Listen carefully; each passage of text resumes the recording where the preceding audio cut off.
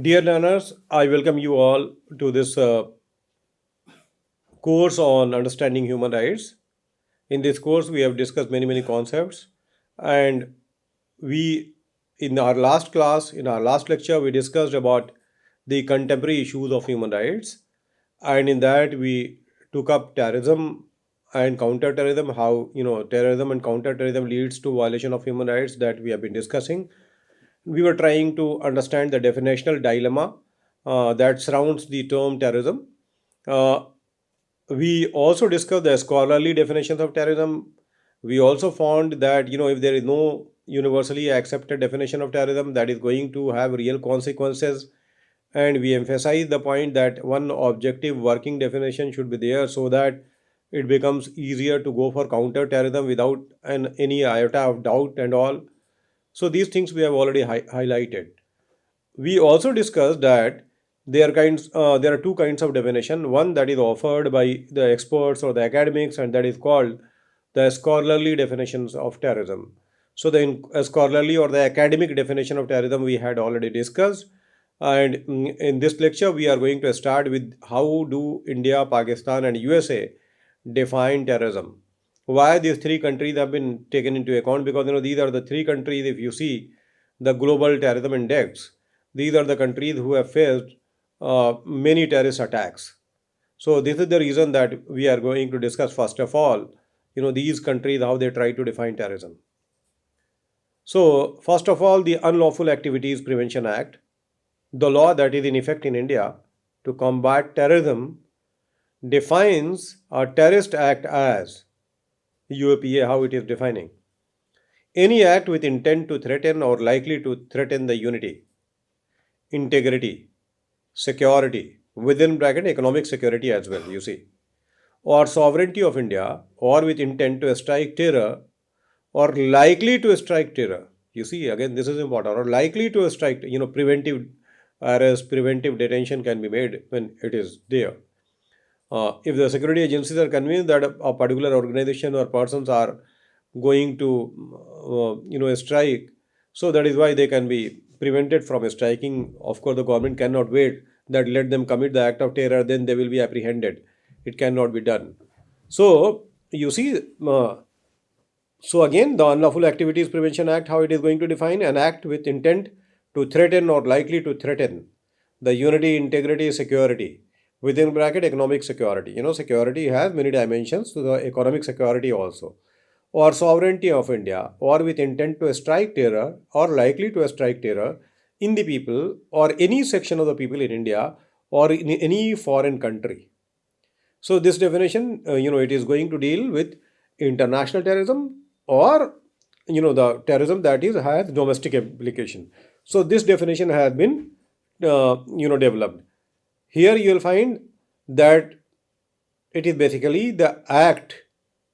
So it is going to describe the act of terror. It is not defining what is terrorism. So any act with intent to threaten or likely to threaten the unity, any act, keep in mind, it may be violent or non-violent, or likely to threaten the unity, integrity, security, economic security, or sovereignty of India, or with intent to strike terror, or likely to strike terror in the people, or any section of the people in India or in any foreign country. So that act will be terrorism. Now, who will interpret? Of course, the security agencies will interpret that how a particular act is going to threaten the unity, integrity, and security of the country.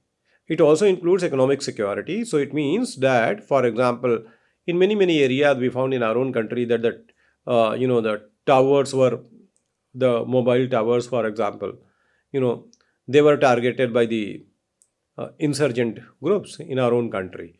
So ultimately, this kind of definition is going to deal with that kind of situation also. So therefore, this definition has been offered by UAPA. Now, the Anti-Terrorism Act 1997 of Pakistan defines terrorism as whoever to strike terror in the people or in any section of people, or to alienate any section of the people, or to adversely affect harmony among different sections of the people, does any act or thing by using bombs, dynamite, or other explosive or inflammable substance, or firearms, or other lethal weapons, or poisons, or noxious gases, or chemical or other substances of a hazardous nature in such a manner as to cause the death of or injury to any person or persons, or damage to or destruction of property, or disruption of any supplies or services essential to the life of the community, or display firearms, or threaten with the use of force public servants in order to prevent them from discharging their lawful duties, commits a terrorist act. No, a lengthy definition, and you'll find a lot of terrorist acts have been again taken into account.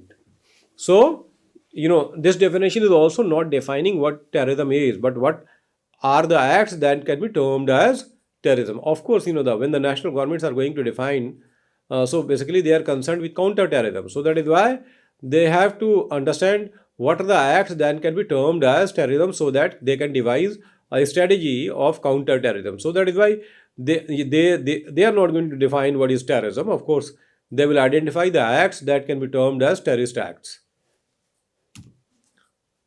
Now, Section 802 of the USA Patriotic Act, which came after 9/11 attack, expanded the definition of terrorism to cover domestic as opposed to international terrorism. That was a major threat. Again, a person engages in domestic terrorism if they do not act, if they do an act. So, a person engages in domestic terrorism if they do an act dangerous to human life. Very simple. Dangerous to human life. That is a violation of the criminal laws of a state or the United States if the act appears to be intended to now intimidate or coerce a civilian population. That again the motive is important. Influence the policy of a government by intimidating or by intimidation or coercion, or to affect the conduct of a government by mass destruction, assassination, or kidnapping. So these are the acts that can be called as act of domestic terrorism according to United States of America Patriotic Act. If you see all the above definitions of terrorism offered by states, offered by state, they do not define terrorism but the terrorist activities. That is one feature of these definitions. The official or governmental definitions are also, mostly actor centric, means who is involved in the act of terror, that is more important for them. So, the similar act, if that is committed by the people wearing the uniform of the state will not try to term it as act of terrorism. It will be dealt with differently. But if it is done by the non-state actors, of course, that will be termed as terrorism. So, this is the problem with most of the definitions that are offered by the national governments.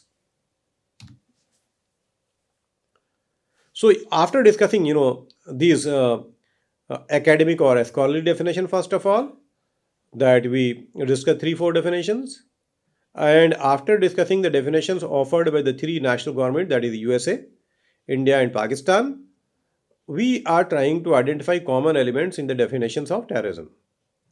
Although there is no international consensus among scholars or governments.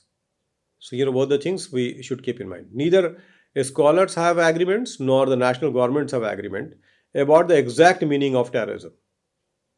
What constitutes terrorism? What is the exact meaning of terrorism? How to define terrorism?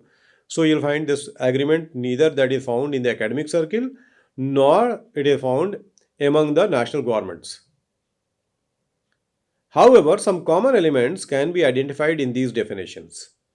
So, just to understand how to define terrorism and what are the common elements that the scholars or the national governments have tried to find in the act of terror, we can identify certain common elements. Number one, threat or use of violence. So the first thing is that, in the terrorism, what is the most important thing? That it should be the threat or use of violence is must. Action, planning, and its objectives. You see, what is the action, what is the planning, and what the objective they want to achieve. Next, politically motivated. So the act of violence or threat of use of violence must be politically motivated. Ordinary criminal activity is to be differentiated with terrorism. So, the motive must be political. So the politically motivated violence or threat of use of violence, that is important. Creating fear. So the objective is to create fear, and then by creating fear, they want to achieve certain other objectives that is, of course, political in nature. Publicizing the act of violence, that is also, they try to do this, publicize the act of violence. So, terrorist organization is striking, killing innocent people, and then claiming responsibilities. We have seen they themselves claim responsibility that we have done this. So, publicizing the act of violence, that the organization that is indulged in this kind of terrorist activity, that becomes a dreaded organization. Then you will find a smart use of media. These days, the social media is also available, so that is why they try to make a very smart use of the media, so that their act of violence can be publicized and their cause can become popular, or the people come to know about the cause that they are trying to champion. Coercing the government, that is again important objective, because most of the time you'll find that the non-state actors, they are trying to coerce the government. Unpredictability of the act of terror, again you see that it cannot be predicted when the terrorists are going to strike, where who will be the target, because they can strike any kind of target: women, children, old men, innocent people, non-combatants, combatants, military personnel. Anybody can be be the target of attack.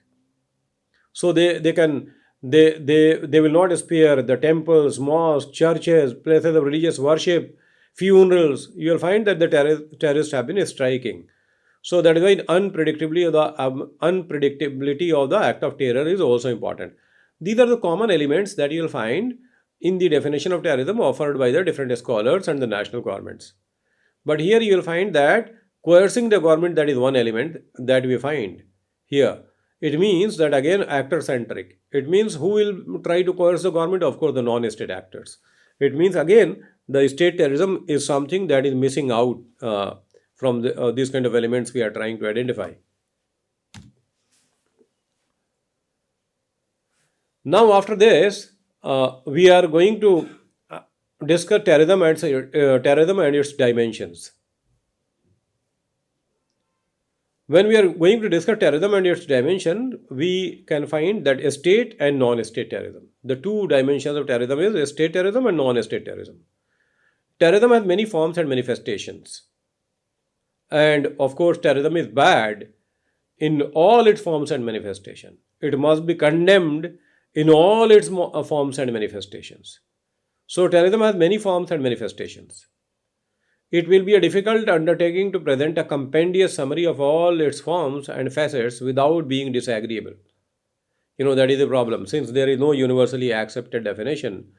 So, this is the reason that it becomes very difficult to present a compendious summary of all its forms and facets, all its manifestations, without being disagreeable.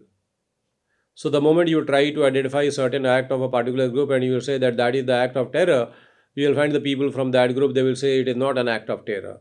So, that kind of disagreement you will find. Even the governments will say that that particular act is an act of terror, and that the same kind of violence committed by other group will not be termed as act of terror. So, this kind of problem is always there. Nonetheless, it can be safely observed that terrorism is of only two kinds: state terrorism and non-state terrorism.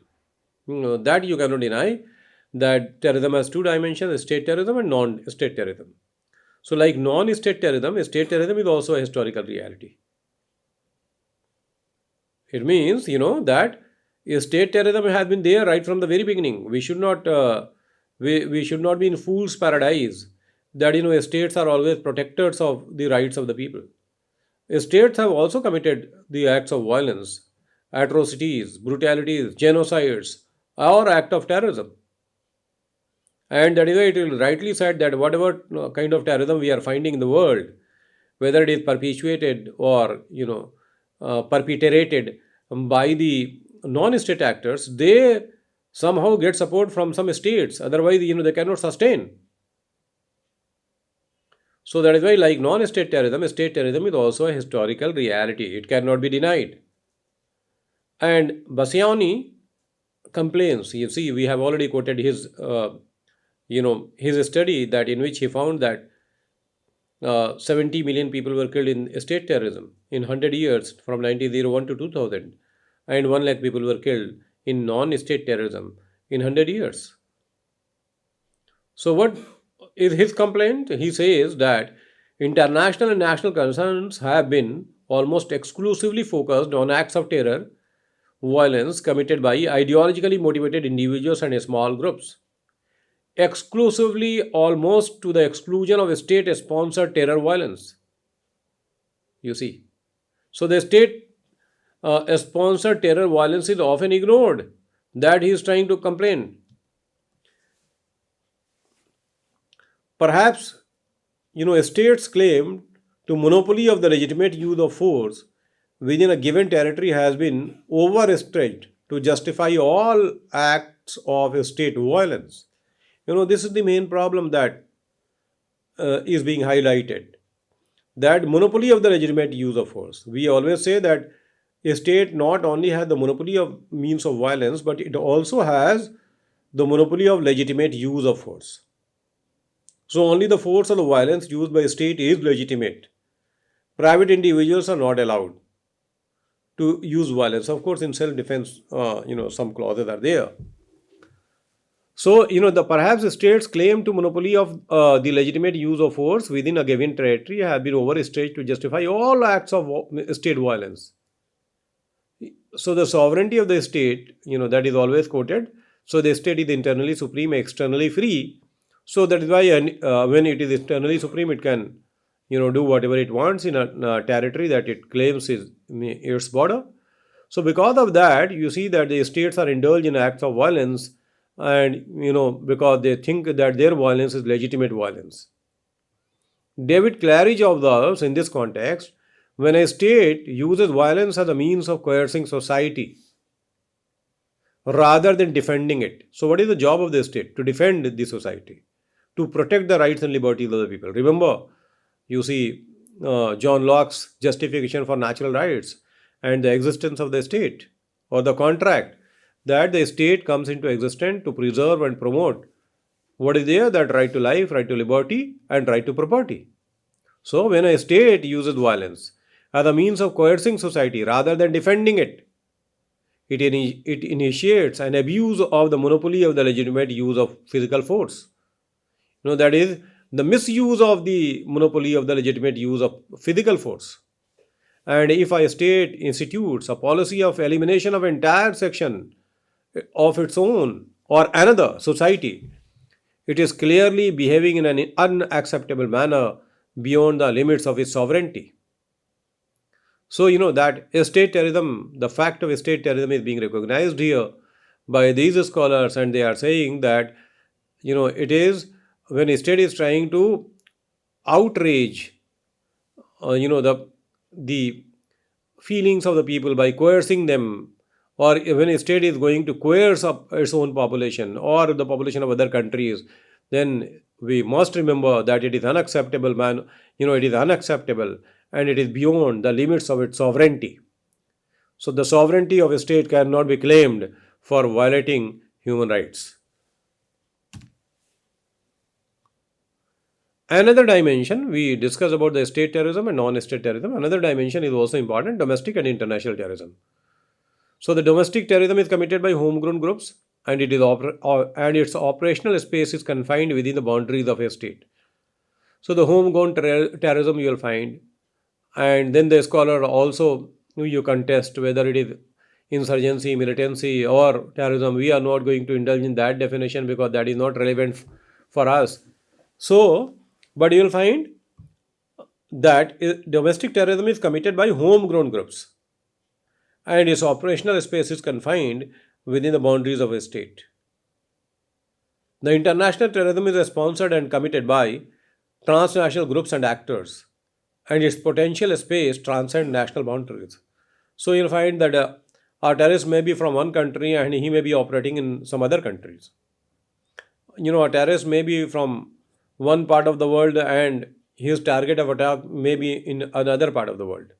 So that way, these transnational groups or actors, they are involved in the act of international terrorism.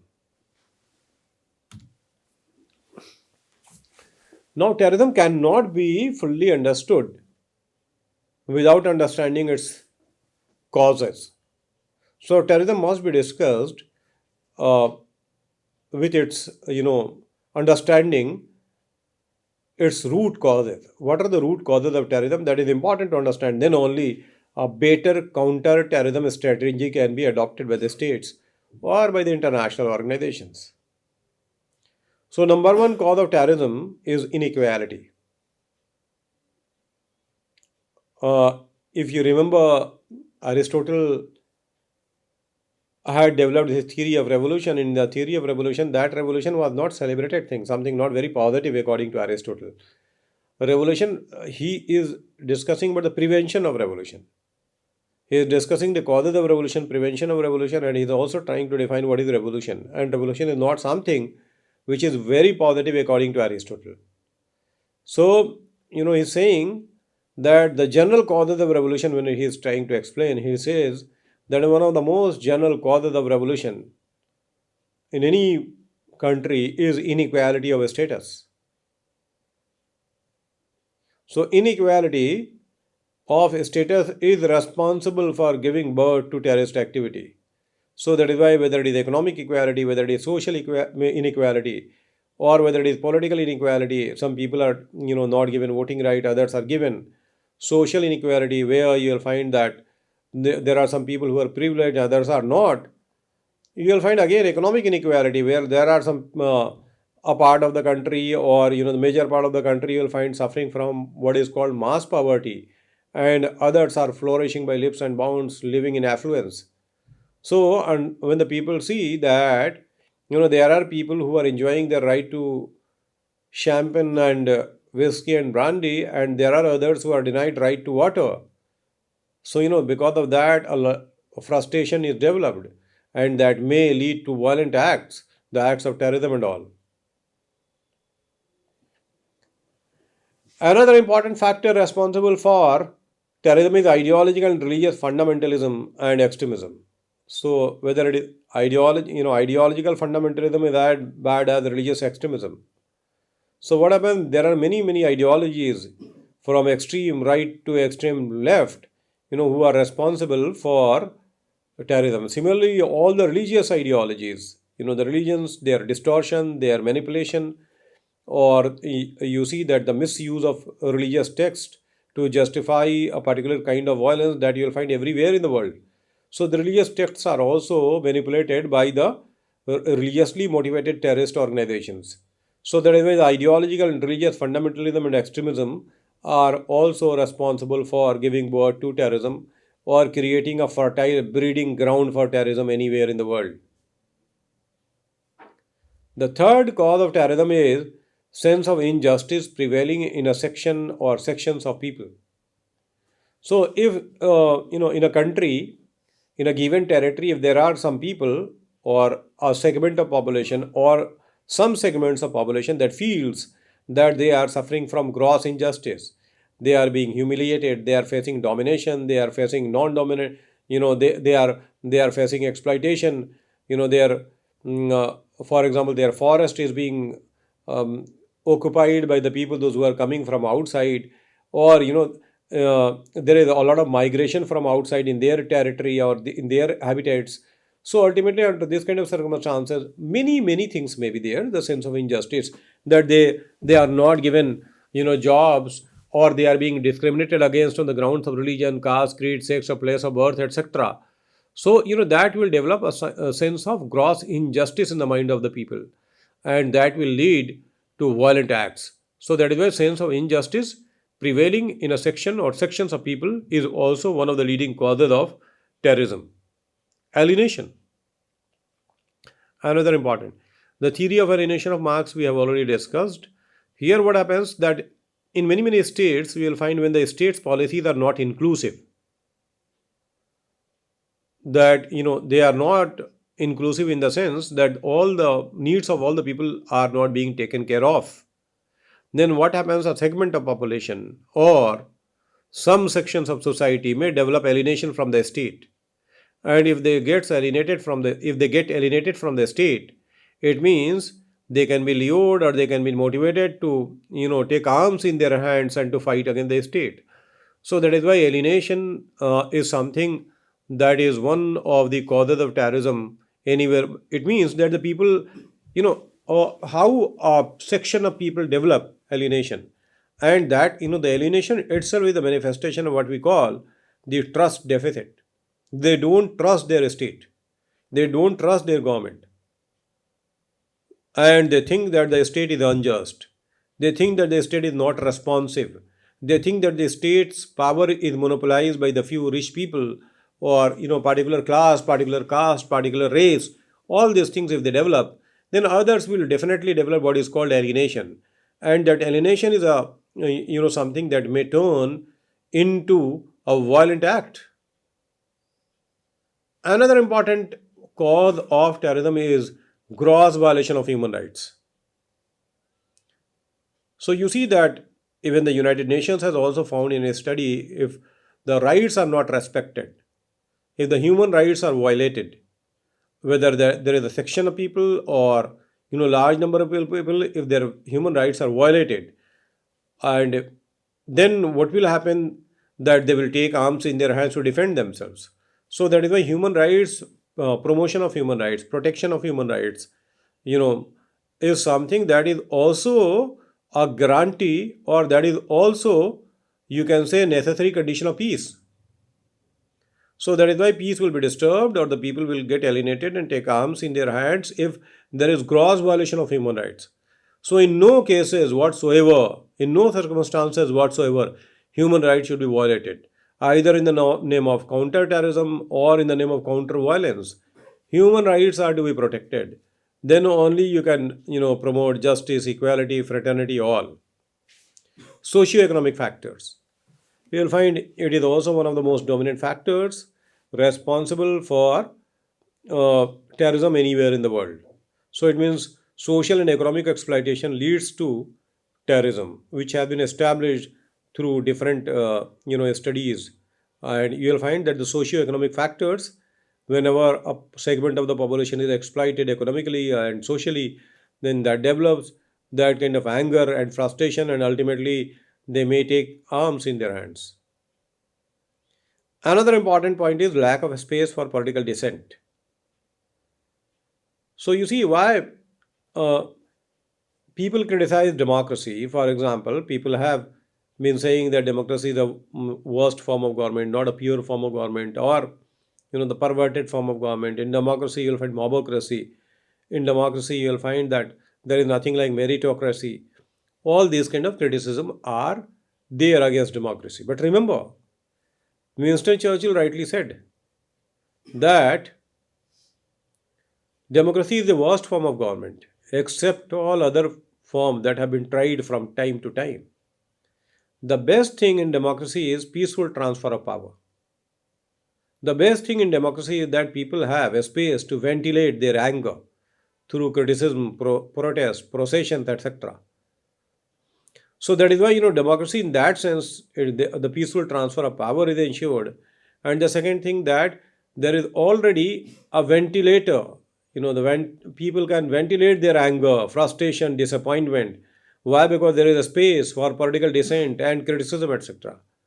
But if that lack of a space for political dissent is there, then the people may turn violent against the state. So that is why this is again one of the factors responsible for terrorism. Globalization.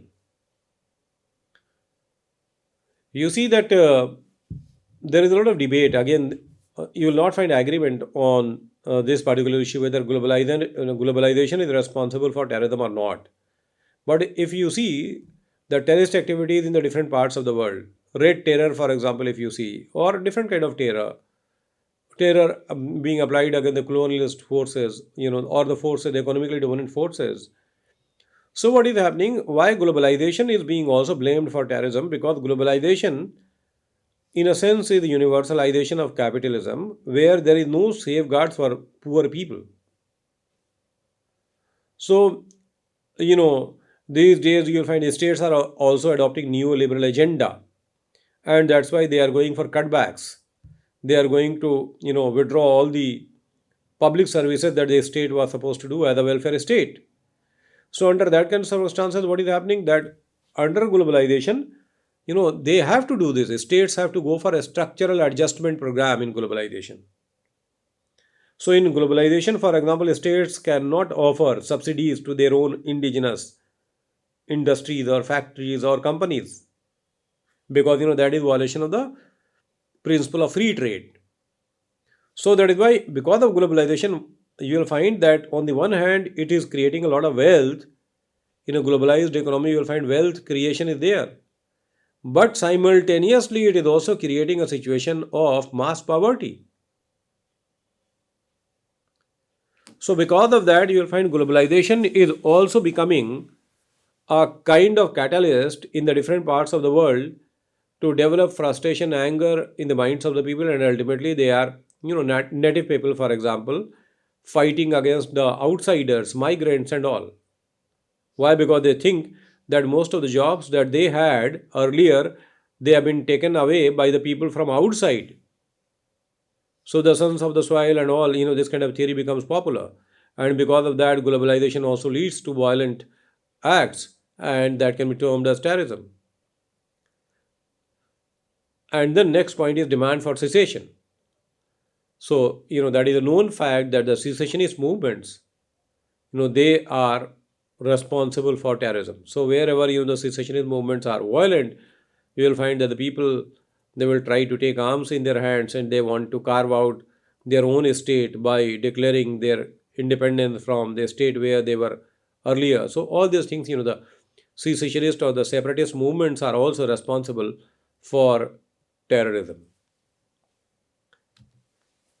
Mm, With this, we are going to conclude our lecture. We have discussed, first of all, we introduced the topic, and after that, we found that there is no universally accepted definition of terrorism. While discussing the different definition of terrorism, we also found that there are two kinds of definition. One is a scholarly or academic definition, which is offered by the experts of the subject. On the other hand, we also found that the definitions offered by the national governments, how they try to define, terrorism, and most of the definitions offered by the national governments are actor centric. So in that sense, we can say that there is no universally accepted definition of terrorism. Then we found that what are the common elements in the definitions of terrorism, and also what are the implications of not having a universally accepted definition of terrorism. All these things we have discussed, and we also discussed what are the causes of terrorism. And I, pointed out that terrorism cannot be eliminated, or better counter-terrorism strategy cannot be adopted unless we understand the root causes of terrorism anywhere in the world. With this, I am going to conclude this lecture today. In the next lecture, we will be discussing other aspects of terrorism. We will start from terrorism and human rights. It means how terrorism is violating the human rights of the people, how terrorism is responsible for violation of human rights. That we will start from there. Thank you. We will be meeting in the next lecture to discuss terrorism and human rights.